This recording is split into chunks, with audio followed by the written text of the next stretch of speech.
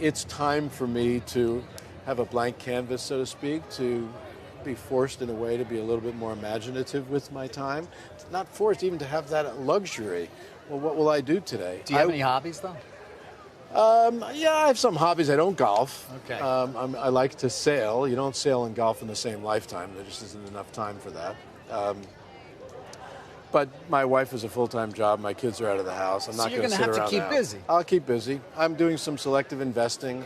I'd like the ability to be an advisor to founders of startups because I think I've got some advice to give in that regard, even though I haven't run a startup.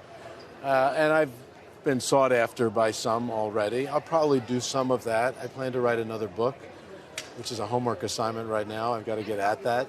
And I'll do some speaking, and I'll see, where life takes me. I'm not in any rush. I've been advised by some who have stepped down from high office, including President Obama. He said, do not make any decisions. Don't commit to anything for 6 months. 6 So months. I'm telling you, don't do that, yes.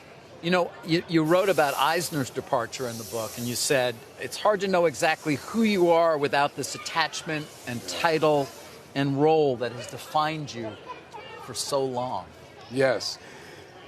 When I wrote about that, I had developed a lot of empathy for Michael. I remember his last day at Disney. It was a Friday, the last Friday in September of 2005, when his wife and one of his sons came to Disney and had lunch with him, and he drove off the Disney lot after having been CEO for 21 years.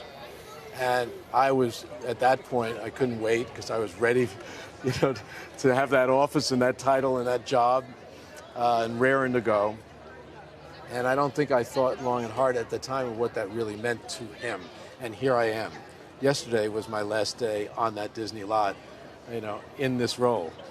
And it was an emotional experience for me. My son came to the lot, one of my sons. We had lunch together there. I walked around, took some pictures. I was feeling incredibly wistful, incredibly emotional. The ties that I've had to this company that have been so part of my life were ending. And in 2 weeks from now, I will not have a title. And I've had a decent title since I was in my 30s. It's a long time. But there's no anxiety about that at all. Sadness, because I'm leaving people that I love working with and a company I've loved working for. But no remorse, no second guessing, no anxiety. You don't regret having left when you did and stepped down as CEO when you did? No, I think that, look, no one knew that the pandemic was going to explode the way it did. I think the timing was unfortunate. But throwing a new CEO into, that circumstance was difficult. But no, I have no regrets about having made that decision. It was time. It was. Why? Yeah. Some of the things that I've said, which is believing that Change to the Top was good, although I will say a lot of it was very, very personal. It wasn't about the company, it was about me. Mm-hmm. Wanting to leave with the vitality to explore the world in a different way.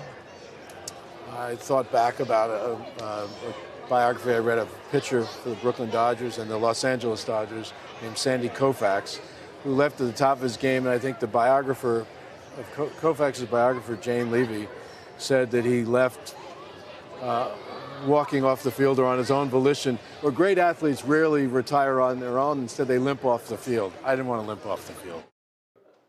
Shepard Smith here. Thanks for watching CNBC on YouTube.